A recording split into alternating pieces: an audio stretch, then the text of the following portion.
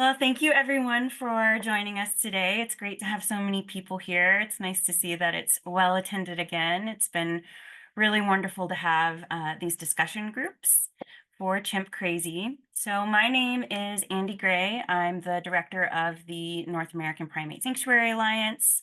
NAPSA is a coalition of 8 of the leading primate sanctuaries in North America. And again, I just want to thank you all for being here with us today to unpack episode 3 of Chimp Crazy. It was a difficult episode to watch. As I'm talking, I'm going to change my screen, make sure it's it was a very difficult episode to watch. As evidenced by the title of the episode, Headshot. But I'm really grateful that we're able to have these discussions. It's been a really nice sense of community and, a place to kind of process everything that we are seeing. And NAPSA sanctuaries, as well as, other reputable primate sanctuaries, see the repercussions of primates used as pets and entertainment daily. And so the things we're seeing in this documentary series hit very close to home. And I'm excited to talk more tonight and unpack these episodes and talk about how we can create a better world for primates. I'm very excited that we have such a special guest today, who will introduce herself shortly. But first, I'm going to hand it off to Diana to introduce herself. Thank you, Andy. So my name is Diana and I'm the co-director with at Chimpanzee Sanctuary Northwest, and we are one of the smaller sanctuaries. We're in the central part of Washington State, and we currently care for 15 chimpanzees. And these issues have been close to my heart for a very long time, even before I started working at the sanctuary. So I'm very excited that Brittany kind of cheerleaded us all into watching this, because I'm not sure I would have done it without her encouraging us. I think it's been really useful to see how they're bringing the issues up and just to be able to answer people's questions, because I know there are a lot of people who are watching it who have questions, and we had some interesting discussions about that at the last discussion. So really appreciate you all joining us and participating. And I will hand it over to Brittany.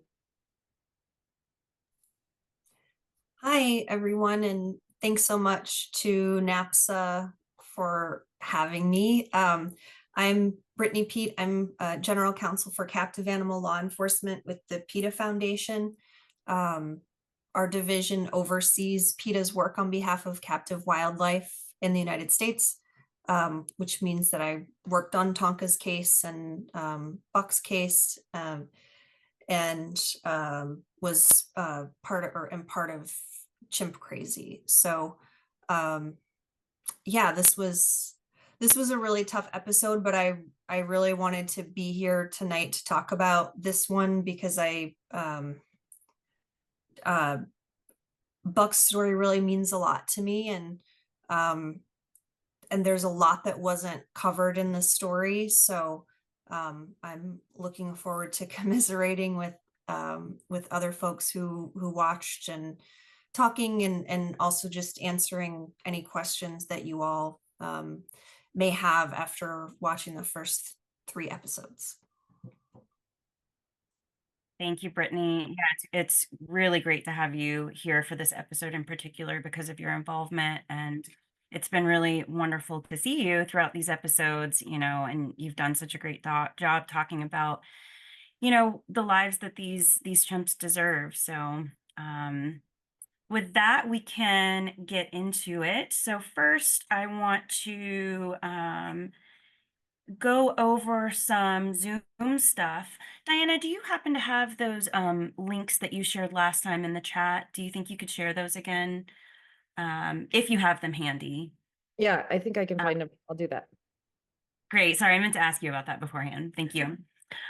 So just to let you know the flow of the evening, first we're going to go over some Zoom things, some tips and meeting rules.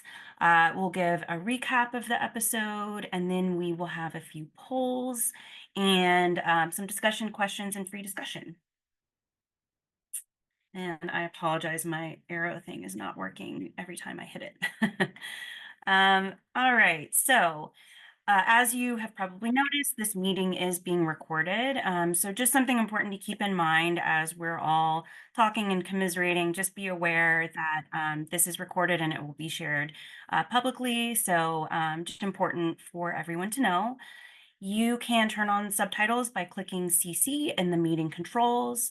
We would love it if you properly identify yourself for an open conversation. So you can actually click participant in meeting controls and locate your name and click more to choose rename. And also, in our first discussion, a lot of folks just entered in the chat what their affiliation is. So if you're from a sanctuary or an advocacy organization, or you're a student, something like that, please feel free to let us know in the chat as well. We'd love to hear where everyone is joining us from. There we go. So, we have some rules, but every time we've done this so far, we really haven't had to be very strict about this. So, you can certainly, we do ask you remain muted, especially if there's noise in your background. But if you would like to speak, you can either raise your hand, or you can like physically raise your hand so we can see, or just turn on your camera. We really encourage you all to be on camera if you would like to. Of course, you can just observe and listen if you would like, but we'd love for you to get on camera when you're talking, when you're discussing, when you're asking questions. That would be great. You can also, of course, use the chat for questions, reactions, comments, anything you would like. And we would like to ask that everyone be respectful, and let you know that if anyone is, disruptive, we will remove people. I don't think that will happen, but just, kind of the ground rules of our discussion. And oops, sorry, went ahead. So I saw that Diana added those links. Thank you very much, Diana. A couple of more tips on Zoom. If you if you want to see more than one speaker, there's different views that you can see in Zoom. So you can click view in the upper right corner and select gallery view, and you can see everyone that way. You can raise your hand if you want to be called on, but again, you can, of course, just turn on your camera and unmute yourself as well if you would like. And we will do our best to monitor the chat for questions, and we'll answer them as they come up if you would rather type them than get on camera. All right. So with that, we have episode 3 titled Headshots. And I wanted to kind of start us off with something happy. We did this last time, just as a nice, reminder that there are happy endings for some of these chimps as well. So these are the Ohio 4. You see them in this episode, and we'll get into that a little bit as I go through the recap in just a moment. But these are the chimps at the facility Union Ridge Wildlife Center.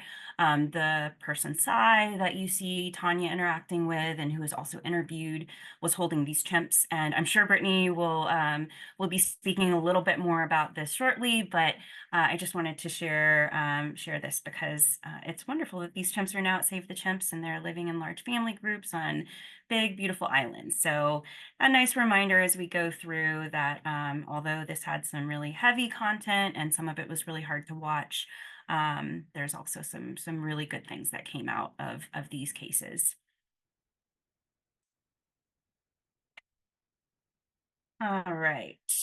So to start with a recap of the episode starts with body cam footage of Buck's death, and the police coming after Buck attacked Tamara Brogatti's daughter, which you kind of learn as the episode goes on, and it kind of sets things up in the beginning for this to be intertwined with Tonka's story. You then see Tonia admitting and going actually into great detail with the documentary crew about how she took Tonka, how she got him out, and what she did from there. And then you see Eric Good and the crew debating how they're going to handle this new information. From there, we learn more about Sai. Sai, actually, is it Vierstra? I hope that's how you pronounce it. I always just hear his first name, usually Sai. And the Union Ridge Wildlife Center, and you see Tonka there. You learn that Tonka was there for about 6 months. And then, it goes into Tonia, some very interesting history on Tonia being a foster mom, starting at a very young age, including for some special needs kids. And we see her son explain how she became a monkey mom from there and how she kind of had this need to be needed. We also learn about the $20,000 reward offered by PETA and Alan Cummings for information on Tonka. And then we see a lot more on Buck's death. And we see a lot of parallels there to the case of Travis, which we saw in episode 2, and Tonka. And we see towards the end, the documentary crew records a call of Tonia saying that he will be euthanized finally at long last. Eric Good does go to PETA for help. So we can dive into the discussion, and we wanted to start by speaking or having Brittany speak a little bit about Buck's case and about the Union Ridge Wildlife Center. PETA was involved in that, even though it didn't air in the episode, the details of that and the result of that. And also, if you wanted to give any additional information that might be helpful on Tonka's case up to this point in the series. So with that, I'll hand it off to Brittany. Okay. Yeah, we'll start with Buck's case because that's the first bullet.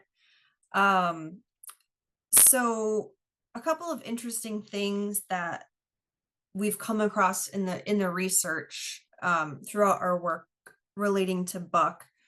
And this is kind of an overarching theme that Chimp Crazy doesn't really get into. But one of the questions that some of you all who work in zoos or sanctuaries might be asking yourselves is, where are the legal and regulatory authorities in all this? And that would be a very good question, because it shouldn't have to fall to PETA to enforce these laws. We actually have legal and regulatory agencies who are supposed to be doing this.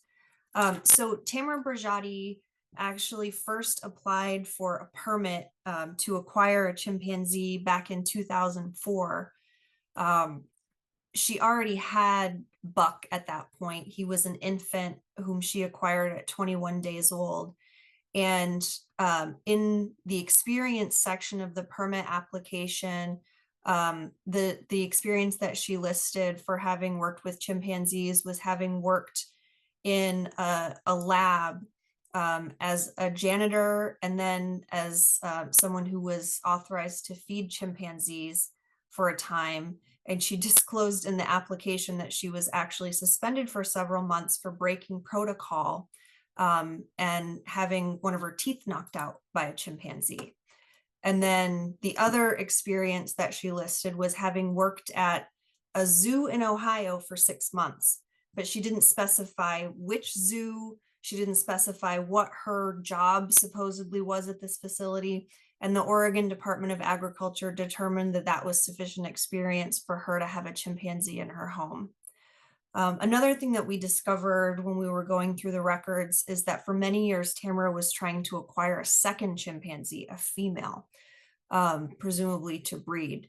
She did after the Travis incident. She did have Buck castrated, so breeding wasn't going to be an issue at that point. But how PETA got involved was we were taking a closer look at Buck's case and taking a look through the records and all of the information that was available online, and we found a number of issues with Tamara's permit. And some of those issues included the fact that under Oregon law, if you have a chimpanzee, which is prohibited under Oregon law, but Buck was grandfathered in, they have to be contained in a secure enclosure. But Buck was not only allowed to roam freely in her home, a lot of times he was allowed to roam freely outdoors. She did have him on a leash sometimes, and she also had him on a shock collar once he got a little bit older. But that was something that was clearly not allowed. And she was clearly doing it because she was posting about it on Facebook. And we saw an email exchange in the records where Tamra claimed that Oregon authorities knew about it and they just asked her to stop posting about it. We also found that the veterinarian that she had listed on her permit was actually Missouri Primate Foundation's veterinarian, but he was someone who was in Missouri, not in Oregon. He wasn't licensed in Oregon. And obviously, if there was some sort of veterinary emergency, there was no way for him to be able to provide care to Buck. And so we drafted up a detailed complaint with all of the issues in the permit, again, that the Oregon Department of Agriculture easily could have found if they'd done even basic due diligence looking into this permit instead of rubber stamping it year after year. We submitted a complaint. Oregon Department of Agriculture did investigate. They issued Tamra a notice of violation, and 4 days later, Buck was dead. So that was really difficult. And it was so interesting because Tamra called me a couple of times throughout the investigation. And as you saw in the series, she did invite me to come out and visit.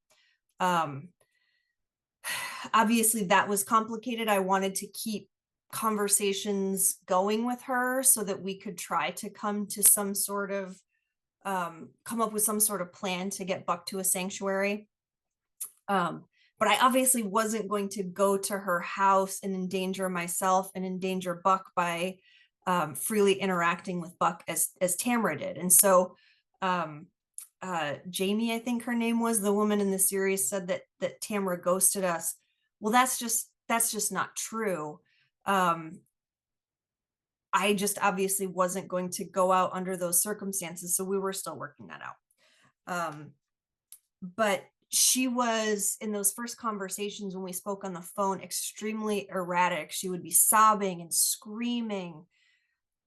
But then, as you heard on the 911 call in episode 3, she was perfectly calm. And when I called her that day after Buck was killed, and she was in the hospital with her daughter, and I called her to ask about what happened. And she wouldn't talk to me for very long. She just confirmed that Buck had died and told me that it was my fault. And again, it was completely different than those initial conversations. She was completely calm. So that was strange. Happy to answer any questions about Buck when we get to that point, but those are kind of my initial thoughts about that. On Union Ridge Wildlife Center, that's such a strange and bizarre piece of the story. We did actually go and look for Tonka at the Union Ridge Wildlife Center, but we just missed him by a couple of weeks. He left. We know that he was back in Missouri by early January, because that's when that court hearing, the Zoom court hearing that we saw at the end of episode 2 took place. And of course, we know that Tonka was in Tonia's basement at that point. And we were at Union Ridge Wildlife Center in late January. So when the news broke that we had found Tonka, this was before he'd been removed from Tonia's home. Cy actually reached out to us and asked us to place Tonka with him. He invited us to come out and look at his facilities and said that he had state-of-the-art veterinary facilities, things that of course he did not have. And so that was kind of interesting. I think he reached out to a couple of other people too. And he had a friend of his who is kind of in or adjacent to the animal welfare movement, and I won't name that person here. But he reached out to me, and I think another person on this call as well, to try to advocate for Cy. And when he did that, he also sent me a photo of Tonka when he was at Union Ridge Wildlife Center. And so we were able to use that photo we were able to get the metadata from that photo to determine the date that the photo was taken, and it was really early in Tonka's stay at Union Ridge Wildlife Center, maybe the first day he was there. So that was really helpful for us in nailing down the timeline. And so we determined, after we found out where Tonka was, we learned that that he had been at Sai's for a time, because Sai told us that, which ended up being very helpful to us, because we determined that Sai and Tonia had illegally imported Tonka both into and out of the state. They didn't obtain the legally required health certificates that they needed to transport Tonka interstate. And Ohio also has a strict permit requirement for dangerous wild animals. And Ohio is also one of the few states that actually enforces its exotic animal laws. So we submitted a complaint to Ohio authorities about Tonka's illegal importation. And as awful as Tonka's ordeal was, we ended up being able to kind of make lemonade out of lemons in this situation, because that complaint led to an investigation that resulted in Union Ridge Wildlife Center's dangerous wild animal permit being revoked, and there are 2 tigers, 4 chimpanzees, 2 snow macaques, and 2 spider monkeys being confiscated and placed at wonderful sanctuaries, like the Ohio 4 who are living at Save the Chimps now. And so that was a really wonderful outcome. And Sai is also in prison now for the next several years in relation to the embezzlement scheme that was discussed in the series. Tonka's case up to this point, I think let's just get to that in the questions. There's been so much about Tonka's story so far in the series, and I'm just interested to know what everyone else is curious about. Absolutely. I am actually going to stop sharing my screen. Diana, do you want to start us off by putting a couple of our poll questions in, and we can kick it off Sure. that way? Yeah, and while I'm doing this, because it's going to take me a minute, I was curious, Brittany, why you think the regulatory agencies are so hesitant or don't care or whatever it is. Why aren't they enforcing laws that exist now?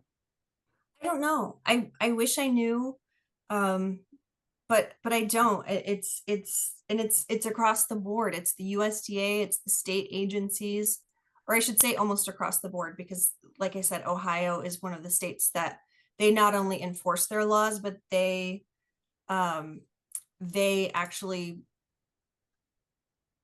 are serious about placing animals at reputable facilities instead of just whoever will take them. Was it in Ohio? Was the law increased because of that big case of all the exotic animals? Yeah. Yeah. And it shouldn't take something like that for laws to change. But it took Tiger King to get the Big Cat Public Safety Act passed, and hopefully it will take Chimp Crazy to get the Captive Primate Safety Act passed. But we'll see, and hopefully we will see the USDA and the U.S. Fish and Wildlife Service doing some enforcement in relation to chimpanzees, because of the momentum of Chimp Crazy as well. It is very overdue. So it looks like, Diana, did you launch the Union Ridge Wildlife question? So this is a question that I had.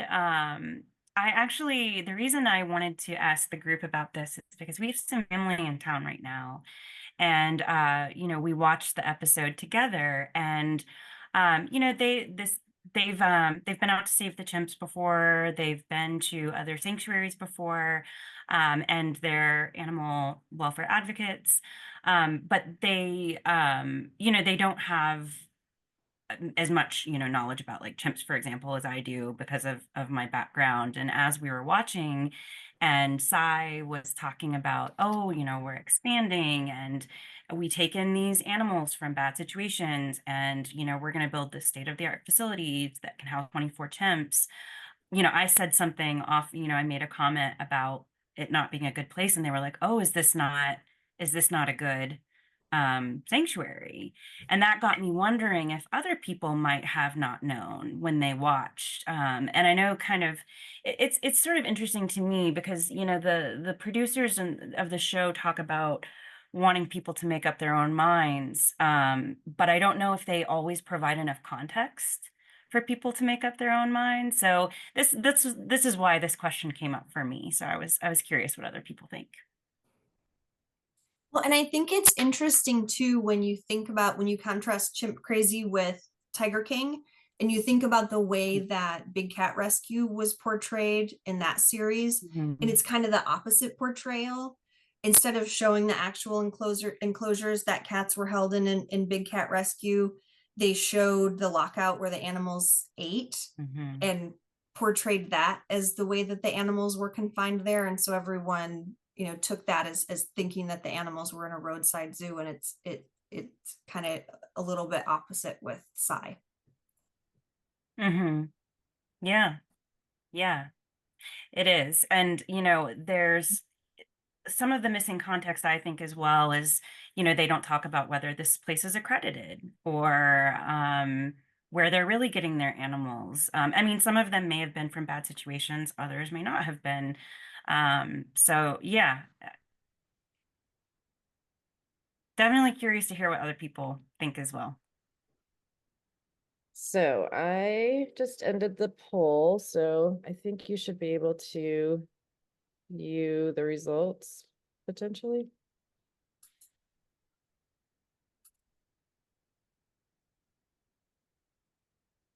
Can you see the results there? Me or everyone? Everyone. I can't, but let me, Let's see. I just tried to do it too. I hope I didn't. Well, I can read some of them off. So, somebody said that a friend that watched it felt that Sai came off as a collector and not a sanctuary. I actually asked my friends who I watched it with, and after Andy, you and I talked about your in-laws' reactions, and yeah, my friend too was like, well, you know, from the footage, it looked okay. It looked like decent enclosures. So that was interesting. I hadn't even considered that. Um, yeah, somebody says it seems like it could be legit to someone who's unfamiliar with true sanctuaries.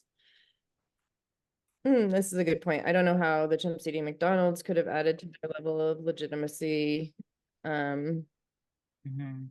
Someone I spoke to thought that it was fine since he had plans for large housing, so that's kind of interesting. Mhm.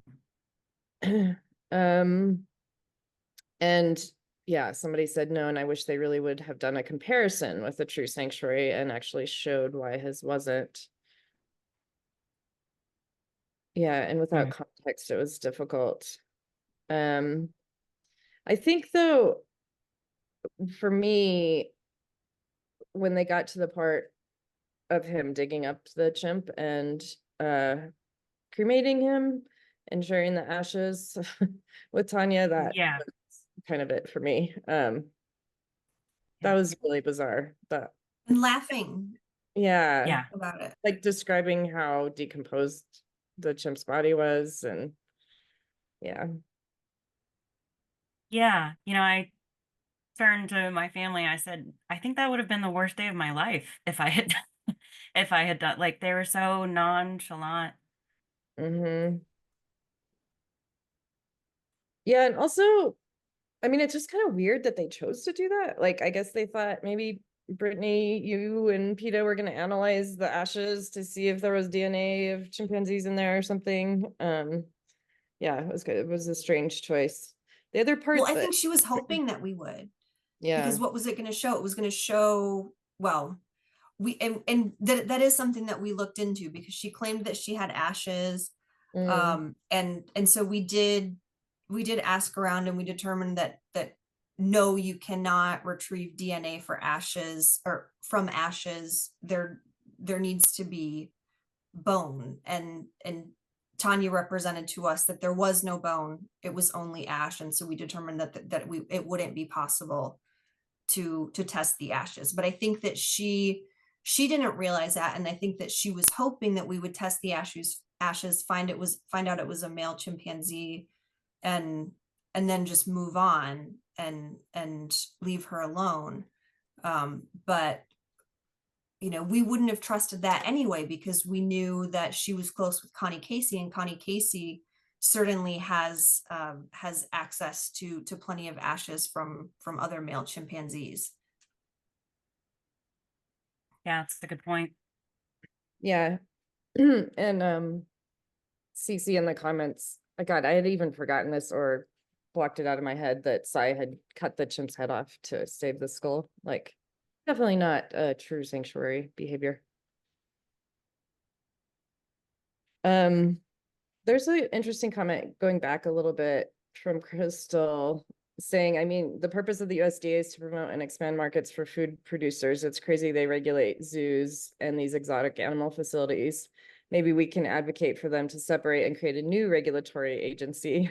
I know it's a big ask, but I've wondered that myself. I know people who visit our sanctuary ask us what kind of regulations we have to abide by. And there's really not much. And it's a shame. There should be so much more people looking after what we're doing. And all of our accreditation is on a voluntary basis. And so we don't have to have it if we don't want to. And it's shocking that we can keep chimps in, even if it's a nonprofit, and not have somebody making sure that we're doing it in a correct manner.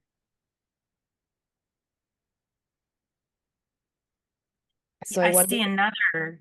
Oh, sorry. Go ahead, Dana. Go ahead. I just wonder if there's any possibility of future regulations that would be outside the USDA, or because I know the USDA also has so many, like this comment was suggesting, so many other facilities that they have to inspect, and they're short staffed, and there's probably not well funded.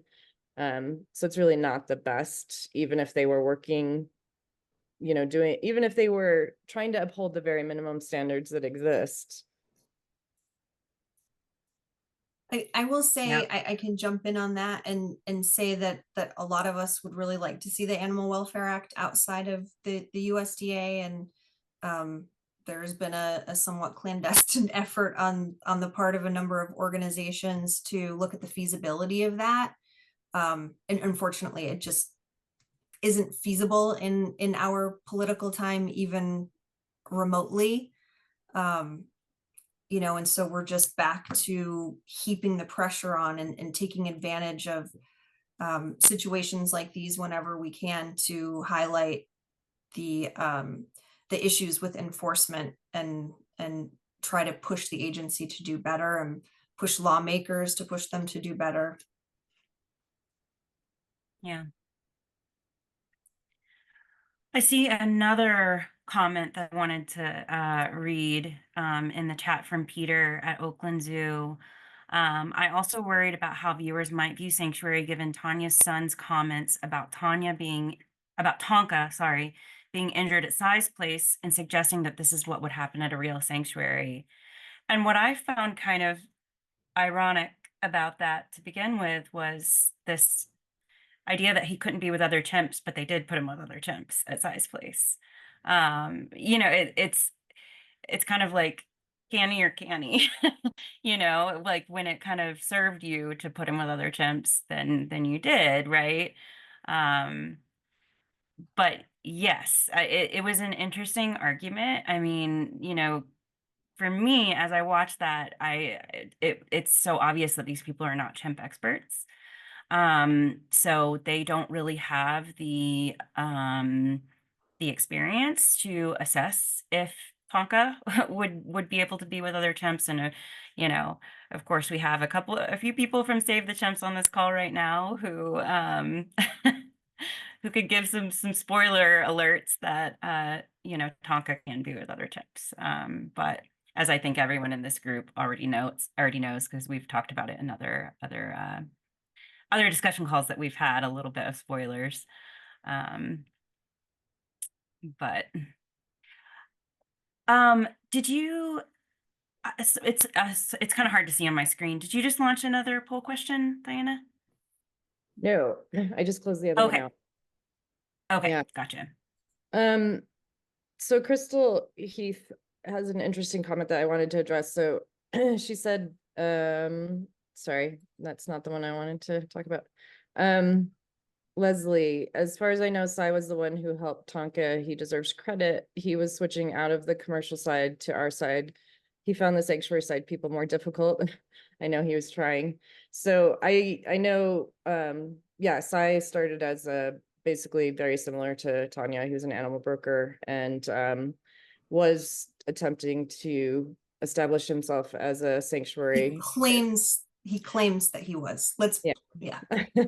But like we just discussed, I mean, it horrifies me to think about cutting the head off of a dead chimp in order to have the skull of that chimp. And just so many other things that he participated in that, including embezzlement from his local township. But I just don't think that his character is one of that shows that he had the best interests of the animals in mind. And I don't think we need to belabor this. But I mean, I will also say that he bragged in the episode about conspiring with Tonia to violate a federal court order. And actually, Tonka never needed to be at Sai's or at Union Ridge Wildlife Center because we had a court order for him to go to an accredited sanctuary, which Sai wasn't. And you know, so that was a really easy fix. Sai could have called us at any time if he really cared about doing the right thing, but he didn't. Mm-hmm. And there's a comment from Anna Paula, who is at Save the Chimps, who says April, Cash, Lucy, and Anna were living in a room the size of a 2-car garage. Their caregivers smoked cigarettes inside their rooms. Cash was too afraid to get through a tunnel to reach the outdoor play yard. He showed up at Save the Chimps very pale from the lack of exposure to the sunlight, and they're all doing well now and thriving at Save the Chimps. Yeah, those are important things to important for context, you know. And Patty would like to say something. Patty, you're welcome to speak. Yeah, I wasn't going to pop in tonight, but I do want to say a couple things. I learned things, even though I've been involved in this situation for 3 or 4 years. When Connie Casey came down here and asked me to take her chimps before Tanya Haddix worked out the deal to take over the ownership to avoid PETA's lawsuit, which then included her in it. Connie wanted me to take, I think, something like 12. Our sanctuary was what she felt comfortable with. I didn't have room for that many. And then Tanya got involved, changed the whole nature of everything, and clearly wanted to breed a baby chimp. And Tonka had lived with Tammy for years, almost 20 years, maybe not that long, but 15 to 20. They produced multiple babies. Save the Chimps has a couple, I have a couple. And Tanya knew that proven breeder. Tonka, you know, was, as I said, a proven breeder and wanted him and the 2 youngest females in a deal. That, Brittany, do you want me to go into that? Sure. Yeah, you can. Well, she wanted the 2 youngest girls and Tonka, and if she could build a sanctuary within a certain period of time, which she did not do. So the court said, no, you didn't follow the court plan on this, so you cannot have those 3, which were clearly for a breeding purpose. And so then she said all 7 have to come to the Center for Great Apes. So we were preparing to take all 7, Tammy with her longtime companion Tonka, Candy and Connor, and then the 2 little girls and a teenage boy, Carrie. And so we started hearing the rumblings of, oh, my favorite chimp died on social media without naming him, and then actually naming that Tonka died a week or so before we went up there to pick him up, picked them all up, all 7. And of course, when we got there, they said that Tonka had died. And what shocked me in watching this, because I've been through this situation up and down, was that the very night our 2 veterinarians and 2 caregivers went up there to meet the trailer that we had actually rented from Project Chimps because they had the best moving system of any of us, I think. We were in a hotel right outside.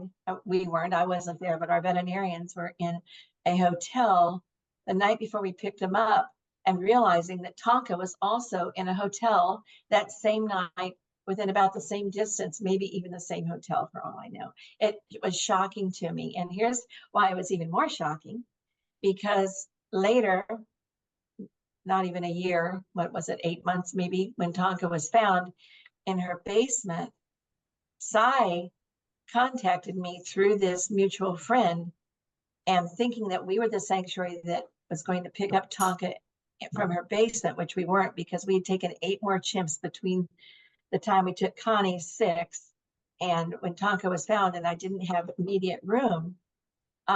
He had this story, wrote a letter to me saying he went and picked up Tonka the day before we got there, and he didn't know it was Tonka, that they told him his name was Joe, and he was just going to get a breeder chimp for his 3 females. And he told us the same thing, that he had no idea it was Tonka. His name was Joe. That's what he was told, right, which was clearly and a lie. He was going to get this chimp Joe for his 3 females, and he told me that he picked him up, which everything was a lie about that, and I didn't even know that till I watched it yesterday.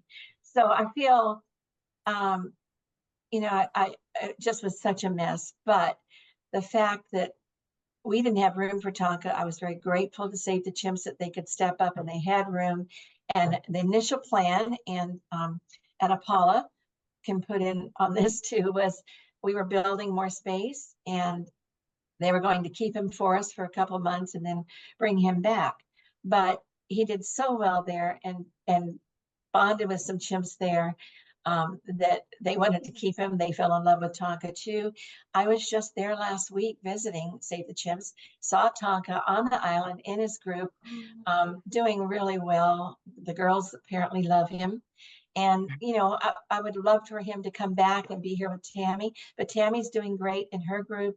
She's got Carrie there, and one of our long-term male chimps, who's in his 30s, about the same age as Tonka, Ripley, who's very good in groups, and that is Tammy's new squeeze now. So it's really worked out all the way around, but it's been a really rough road to go through. And this, I didn't want to watch this stuff, but watching Chimp Crazy kind of shocked me a lot too, frankly. Wow. As if it's not shocking enough, you know, even just seeing, you know, a cage being dragged up the stairs at a Holiday Inn, it's just one of the craziest things I've ever seen. I think that the point that, you know, was it Tonia's son that said they were afraid he was going to be beaten up at a sanctuary? Cy told me in the letter that he wrote through this medium person, that when he first put Tonka in with the 3 females, they beat him up and they hurt him very badly. And I had no idea if that was true or not. And then he took him out, and then he put him back in again, and he had terrible heart problems, and he didn't think he would live anywhere else. Well, I do know that Tonka was, according to the original owner, not Tonia Haddix, that Tonka was put together with Connor and Candy, Tonka and Tammy, and Connor did beat up Tonka, and Tonka didn't fight back. And I'd heard that a couple times, and I think, you know, to their side, I will give them the point that they were worried about Tonka being beaten up, but Tonka has done great in the group that he's in. And so, you know, you just don't know. And we just don't throw, sanctuaries just don't throw chimps together. There's long times of introductions, howdies, where they just visually see each other. They take small steps. If it doesn't go well, we back up. We may not go forward. We find somebody else. But you know, they're chimps, and it takes a lot of thought and a lot of planning, and you read them and they tell you what they need and what they want. So that's my only comment. Yeah. I just had to say that because I do feel, you know, we were lied to a lot through this, trying to do the right thing, trying to work with the original owner so that she felt comfortable where they were. And she's been here several times to visit them and has posted on her Facebook page. She's happy they're here while she misses them and she wished she could have kept them. She's happy they're here. And, you know, that's trying to keep everything harmonious across the line. That's good. Thank you so much, Patty. And Anna Paula, I saw in the chat that you wanted to share a story. Please do. Well, it's just following up on what Patty just mentioned, and I'll leave some more to share next week so that we don't spoil the process here. But when Tonka arrived, probably a couple of weeks later, like less than a month later, we welcomed the 7 chimpanzees from the wildlife way station, and they came in a group of 5 and a group of 2. And the group of 2 was Caleb and Jacob. And a couple of months later, after they all had gone through quarantine and we had observed their personalities, we thought that would be a really good step to integrate Tonka with Caleb and Jacob. And I just wanna mention this scene of, like, in the middle of the process, like Tonka was very comfortable being the lead whenever he was. There was one situation where he clearly was the alpha of the 2. I don't know if you can call that when it's just the 2 of them, but he was definitely the leader. And then in the other situation, he was totally okay in submitting and giving up to the other chimp. But at one point, these 2 other chimps in this, integration process, the 2 of them had an issue. And probably one of the most beautiful experiences I had with Tonka was watching him reassuring one of them by, like, putting his hand out and just comforting him while he pulled the other one and embraced him. So with one arm and hand, he was hugging one of them, while with the other hand, he was encouraging the other one and calm both of them that actually they just had an accident because they ran into each other.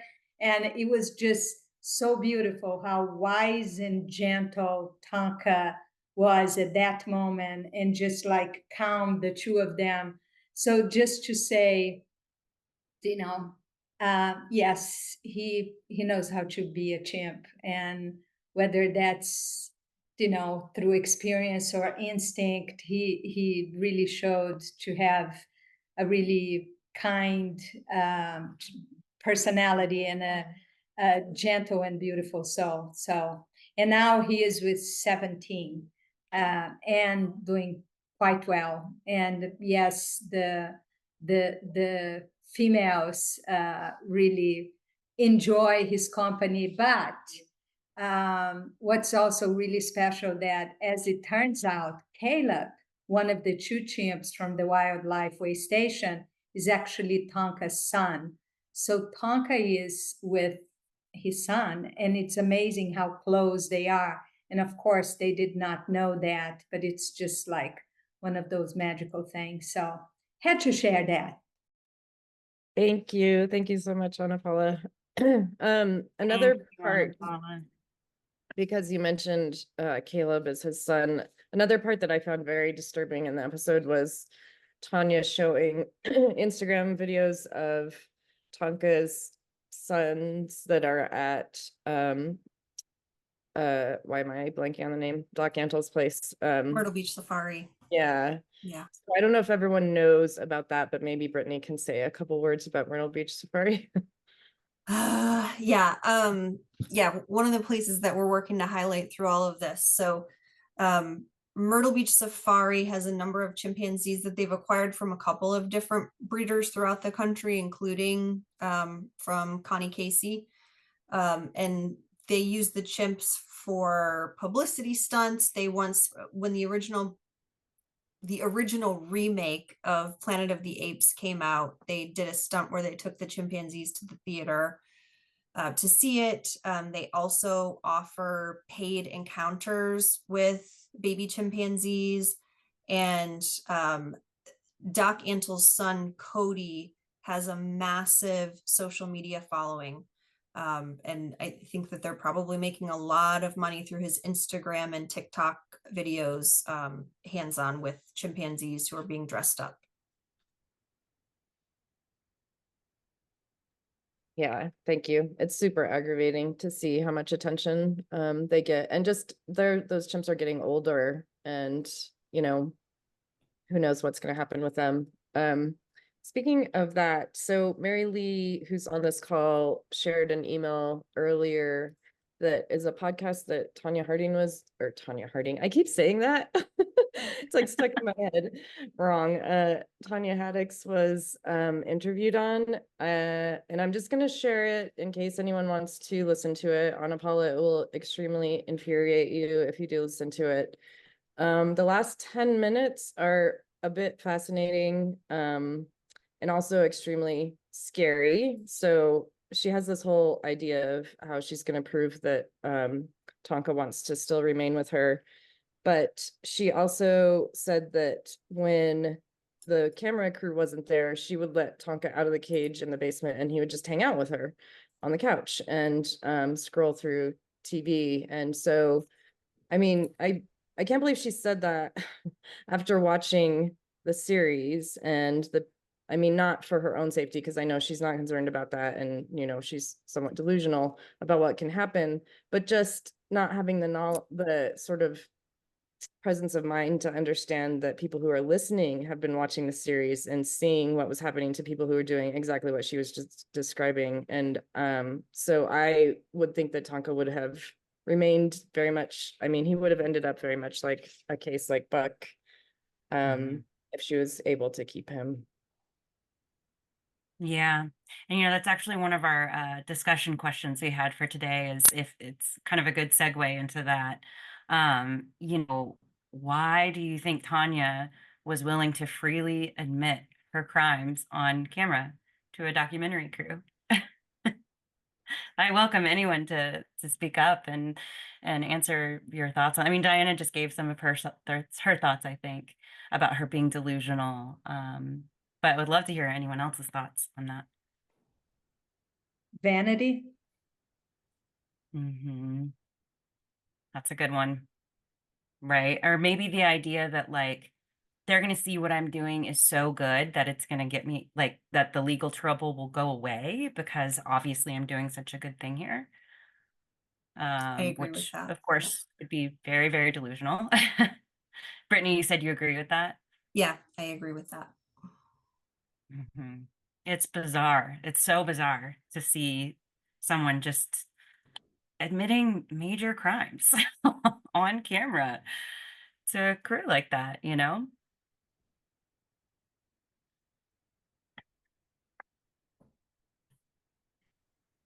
Well, if there's nothing... I was go ahead. gonna, the one major thing that stood out to me too that I didn't know about before was the number of foster children that she had in the past. And I feel that there's just a psychological issue there that she has. I don't know what the word is for it, if it's Munchausen by proxy or whatever it is. It's like she has the need to take care of or have beings reliant on her. And it's sad in some ways. And I don't think that someone like that, you can, like we talked about on our last discussion, you can convince them otherwise. So I do want to point out that virtually everything that Tonia says is a lie. So I take the foster children and the number and all of these things very much with a grain of salt. But the Munchausen by proxy thing is interesting, and it's something that I've thought about a lot too. And I can't remember if this, I don't think that this comes up in the next episode, but what we learned after all was said and done is that Tonia was pumping Tonka full of massive amounts of drugs that he didn't need. And so that may have had something to do with her claims that he was lethargic and these sorts of things. And that was something that Save the Chimps had to deal with when he first arrived, is, you know, changing that whole protocol and weaning him off certain things that he didn't need at all. Like, Kim, I see you have your hand raised. Please go ahead. Yeah, and I don't know if this is something, Anna Paula, that you can answer, but it's one of those things that I've just been throughout this whole series just questioning. Did he truly have heart disease? You know, was there anything, any underlying when he finally arrived, you know, was there anything that you guys were truly concerned about? No, we're keeping an eye on blood pressure because he didn't have a blood pressure issue. So we're keep checking to see if it changed as we weaned him off of a lot of the medication. But no, he's healthy and active, and yes, lost some weight and is enjoying a very healthy diet of fresh, nutritious food. no nuggets. No nuggets, no healthy meal, just healthy meals. Thank you. Well, I know Yeah, we're a little, sorry, Go ahead. Go ahead, Andy. No, please go ahead. It's even fascinating to see, even during this period of time that he's being at Save the Chimps, how he was very drawn to the humans at the beginning, but he's changed so much, including his thought behavior, like the tongue, right? The tongue coming out, and they used to play with that and encourage that, and he's doing that less and less and less, and it's just wonderful to see that evolution and how resilient he is. It's just incredible. But more and more engaged with his chimpanzee friends and adapting like no issue. So far is just beautiful to watch him, how he embraces his true self and the life that he should be having. So it's nice. Thank you so much for being on the call and telling us that. I think that just helps so much watching the episode and hearing that. It is one thing that I also noticed, particularly in this episode, was just how much of her interactions with Tonka were asking him to do things. I don't know that it was a little bit subtle, but almost everything was like her requesting some kind of behavior from him rather than just being with him. Showing Yeah. off for the camera. Good point. Maybe. Now that you say that, I didn't pick up on that, but I agree with you. Sorry, Brittany, I think I accidentally spoke over you. Oh no, I was just, yeah, no, agreeing, and yeah, I probably is showing off for the camera. Well, I know we're a little over the hour, so I can certainly stay on and keep going. I had a few more discussion questions and a couple more slides, so maybe we can try to get to a couple other of the discussion topics, and then I can share some resources, if that sounds good to you, Diana. Yeah, that sounds great. Is there a particular, did you want me to launch another poll? Let's see. I just lost my place. I think we can just kind of read them out loud if that works, unless you want to. Okay. I guess I'll do this one. I'm just curious what the results would be for this. So I thought this was really good. Andy was wondering how people thought about this. I got Diana. Thank you. Yeah, that was one of the next ones I was going to ask about. And can other people see the results on this one? Maybe it's just the short answer ones that aren't available to see. Yeah, can you all see the results as they're coming in? Show No? Okay. Maybe after we end the poll. Yeah. Okay. Yeah, as we're kind of waiting for people to give their answers, it's hard to kind of not like yell at the TV. At least for me, as I was watching. Brittany, I would imagine maybe you felt the same way. I mean, I have really complicated feelings about it. Yeah, I have really complicated feelings about it. We know for a fact that he was in her basement January 5th, 2022, because that was the date of the hearing that we saw in the series. And Eric called me on Memorial Day 2022 about the phone call. So we know that he was in that basement for at least that long. And we don't know how long he had been there before. So obviously we would have wanted to know immediately so that he didn't have to languish in that basement for 5 months. And who knows what could have happened. It could have been a Travis or Buck situation. And, reaching out to, I don't know who the primatologists were that he claimed to have reached out to, but that was something that clearly could have happened. They know how reckless Tonia is. So even if it didn't appear that he was sick, they were very aware of the fact that these situations happen and that could have been the outcome for Tonka as well. So it was really frustrating on that side. But I also try to keep in mind that a lot of documentarians wouldn't ever have reached out to us. They would have let him die because that was the story. And so I'm grateful that they reached out to us and that they gave us this evidence that we needed. And that's ultimately what got him out. So I'm also incredibly grateful to them for doing that, because they didn't have to, and they did. I thought it was interesting the way that he spoke to the journalist about it as a kind of, I don't know, a documentary tool to have the conversation about his own hesitations about it. Yeah. Kim?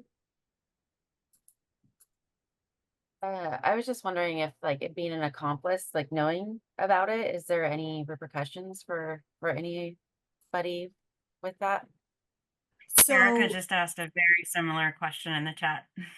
yeah, I mean, certainly for someone like Sai, who actively assisted Tonia in carrying out her obstruction of justice and her violation of the court orders. So Sai, Connie Casey, potentially Tonia's veterinarian, certainly Tonia's husband, who submitted an affidavit to the court under penalty of perjury saying that he burned Tonka's body. Those people without question are potentially subject to accomplice liability. I whether someone just documenting it, who isn't a party to the case, I think, that's probably a stretch. Sai did not get in trouble for his part in this, right? He's in prison for an entirely different reason. Sai has not gotten in trouble for this yet. Yeah, he's in prison for the embezzlement stuff, but there have been a couple of stories about this recently, but after I initially saw Chimp Crazy back in July, and we wrote a letter to the assistant U.S. attorney that the judge initially referred a perjury investigation to after we found Tonka, because that AUSA had determined that they didn't have enough evidence that the chimpanzee that we brought out of Tonia Haddock's basement was actually Tonka. And so, I was able to, to kind of outline the overwhelming evidence from Tonka, or from Tonia's mouth, that, the evidence that they need. And that complaint mentioned Jerry S. Wiegand, and that complaint mentioned Cy. It is very interesting that you can like be privy to what's going on and not have a legal obligation to report it. Like you can't, like I would have, like I'm not a legal expert by any means, but just seeing that they are aware, it's It's like very the last surprising to episode of me that there Seinfeld, wouldn't though. be what? Remember the last episode of Seinfeld? There was Oh, that law don't. in that town where, I guess I'm aging myself. Yeah, we don't need to go into it, but those who know what I'm talking about. But yeah, it is an interesting question. We certainly want to see the people who actively participated in the plot pay for what they've done. But ultimately the film crew did the right thing. And so I'm grateful to them, because if they wouldn't have, yes, they should have done it earlier, but if they wouldn't have, Tonka would be dead. Yeah. Well, maybe one more discussion question, and then we can jump to the resources. The one I had in mind, we have a couple more, but I know we're going over on time a bit. But one that I would like to ask is, and Brittany talked about this a little bit. I'm curious what people thought of Tamara Brigati's behavior. So for example, the phone call, I can't remember the man's name who was being interviewed. Brittany, you might remember. But when she says, well, he was like, are you going to be involved in this or not? And because the story is going to get out there, and she was like, well, that's impossible. And then she said some like kind of scary things, like, I will come for their children, some very aggressive things. So that's something that stood out to me, her alcoholism and how that could have impacted her behavior, kind of these grand stories that were kind of a fantasy about building enclosures, her eerie calmness during the 911 call versus her erratic behavior when she spoke with Brittany, and then insisting on killing Buck, insisting on the headshot. All like, and I know I've kind of like listed a lot of different things, but her behavior was so strange, and I'm curious what other people thought about it. Oh, I see. I will read this from Erica. She said she has to run, but she said that Tamara was very threatening to NAPSA as well in the past. It was interesting to see she was that way to others as well. So that was before my time at NAPSA. So I don't know the details of that, but I'm not super surprised.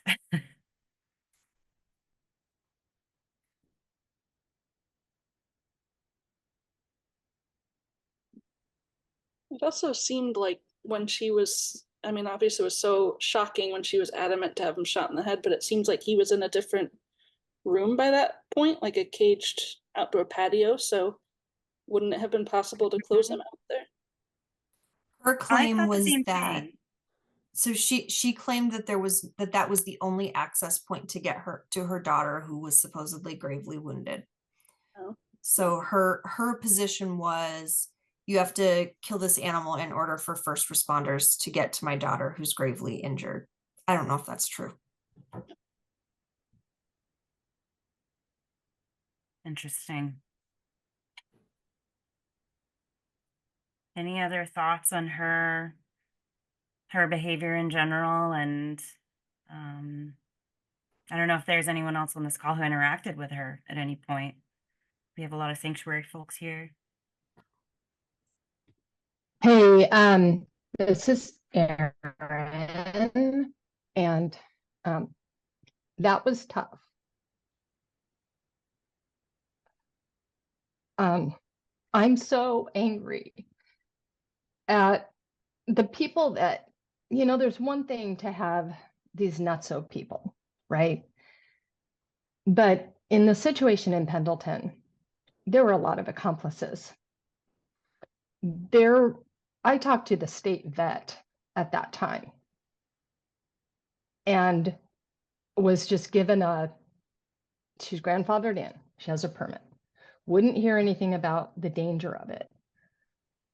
She had, you know, a veterinarian, local veterinarian on her, you know, she had this horse rescue, this nonprofit, you know, animal sanctuary. She had a veterinarian on her advisory board. She had the undersheriff on her advisory board. That chimp was well known. And that sheriff's department did not have a dart gun and drugs available. And another vet reached out to them and they refused to listen.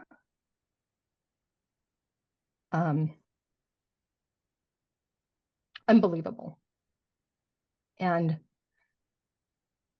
yeah, so it's one thing to have these nutso people that you have to deal with and try to advocate for the animals, but when you're law enforcement and you're a veterinarian and you're aiding and abetting this, that is disgusting.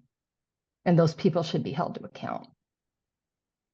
And we are going to be going to the media about Tonia Haddox's veterinarian and asking them to look into him and his part in all of this. Yeah. What about, is there any pursuing the situation? I'm sure there's nothing that can be done now as far as Buck's situation, but was that ever, were those people ever, it was just,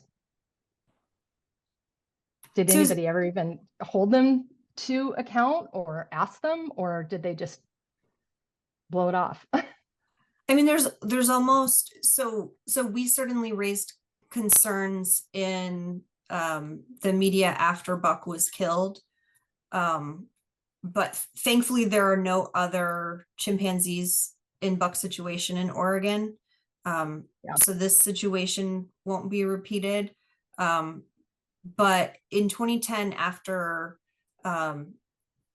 Travis was killed, a veterinarian in the state veterinarian's office who inspected Brajati's house for her permit did raise a lot of red flags, you know, and raised moral issues and questioned, you know, what are we doing here? And, you know, brought up the fact that she was using a shock collar on Buck. But as far as we can tell from the records, she was instructed to approve the permit anyway.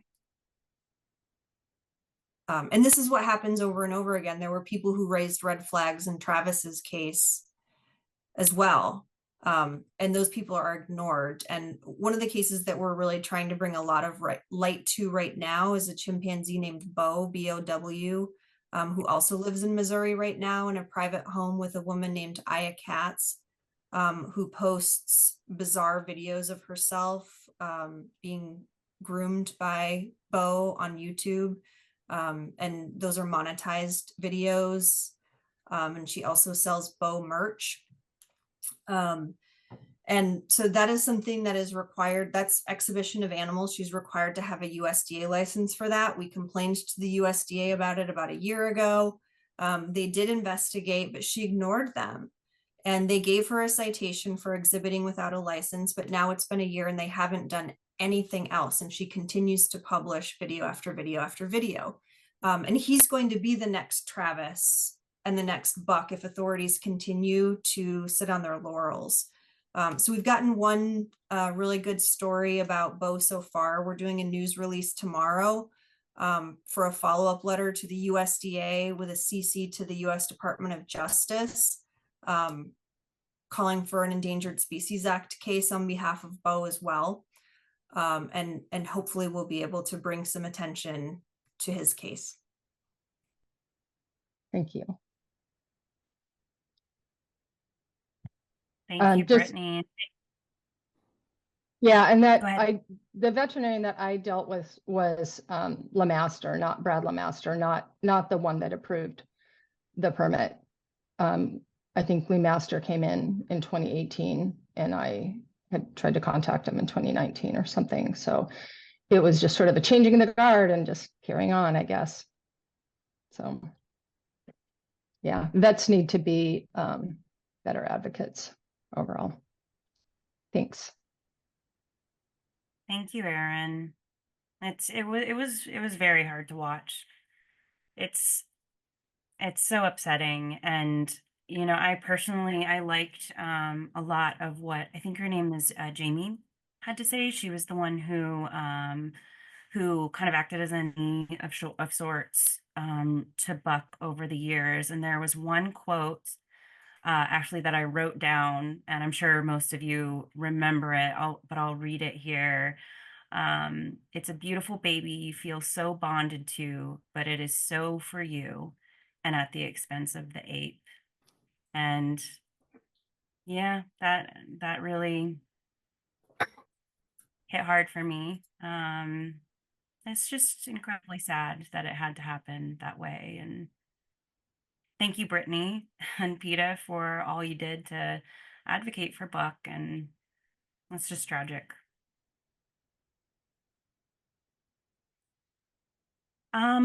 Well, I do want to share my screen again briefly. I want to share a couple of resources before we go. And of course, if anyone needs to go at any time, we understand we're running a little bit over. But I did want to, are you all able to see that okay?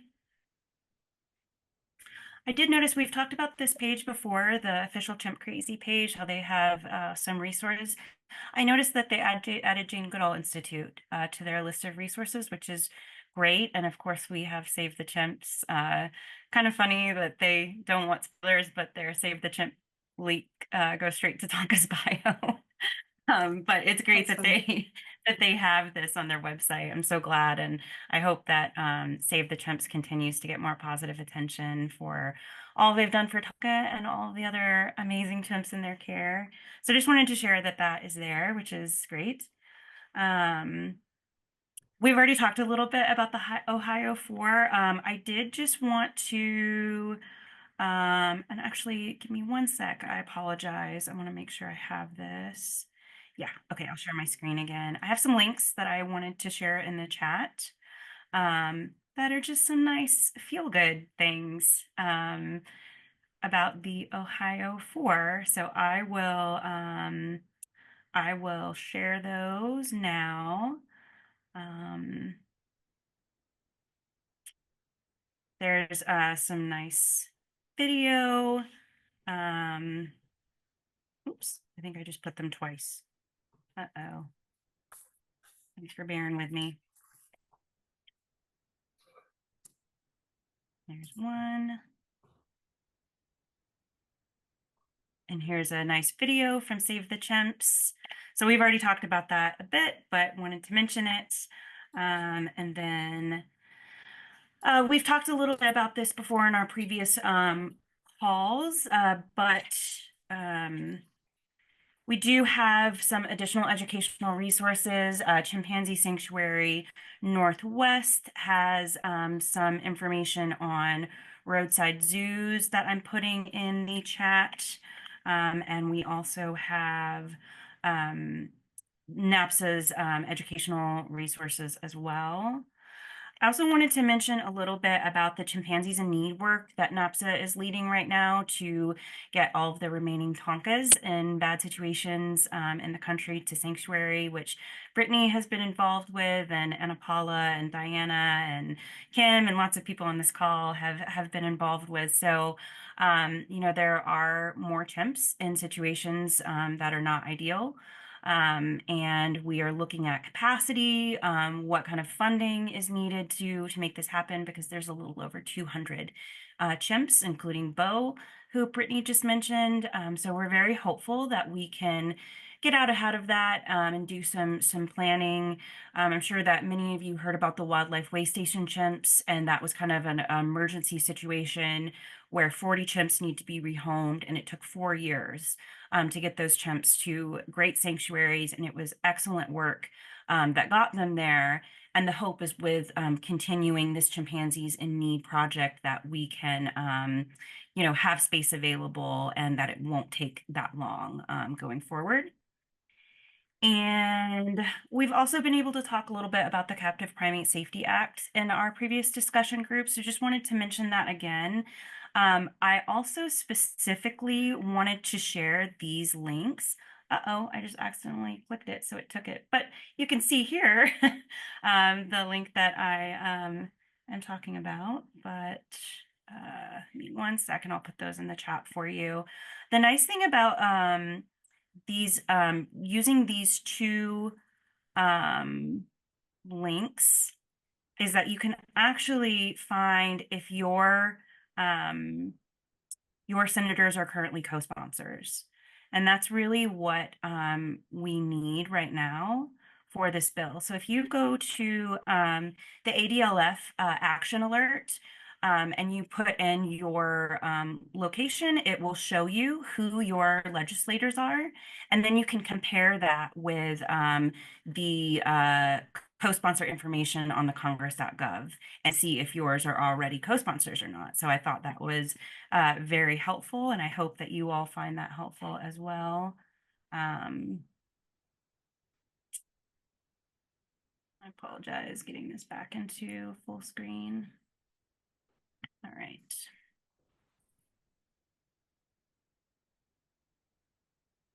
All right.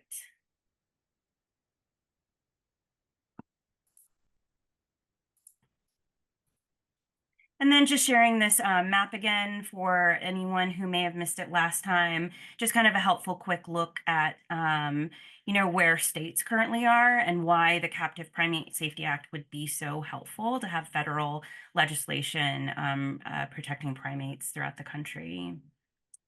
And this is a long list, so I will put these all in the chat, but these are all really helpful resources. We shared some of this last time. So we have the incident list from PETA, which is a great resource looking at how many incidents there have been in the country. There's also, someone mentioned this on our last call, this documentary from Born Free about primates who are pets and pet owners who, had bad things happen and came forward for this documentary. So I wanted to share that as well, along with a database from Born Free and a report as well. So there's a lot of really great resources if you're ever looking for information and if you need further information to help compel your legislators to get this legislation passed. And then just also wanted to share a great op-ed that was recently published in MSNBC about the Captive Primate Safety Act. So now that I have thoroughly bombarded you with links, just wanted to make sure that everyone had access to that because there's a lot of great things happening right now to get this legislation passed. I think that's all we had, and I know we've gone quite a bit over, but thank you to everyone who joined us. Thank you, Brittany, so much. It's really wonderful to have your knowledge, your expertise, and we really appreciate all you have done for these chimps and really looking forward to seeing the next episode. I'm hopeful that it will be a little less heavy because we know that there will be good things happening ultimately.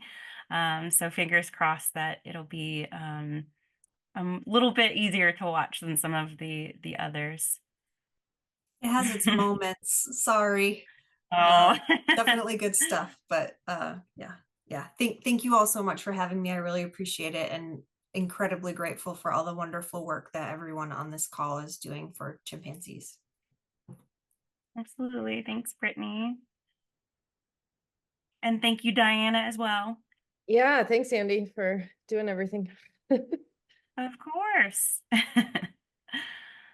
All right, everybody. Well, have a great night. Oh, And I we will forgot- share the recording when it's available. Yeah, and there's a possibility that we might not do it on Tuesday next week because the debate may be happening next Tuesday. So we will keep everyone updated on our plans for that. Yes. Thank you, Diana. I appreciate you reminding me about that. Thanks, everybody. Thanks so much, Brittany. Really appreciate it. Thank you. Bye-bye.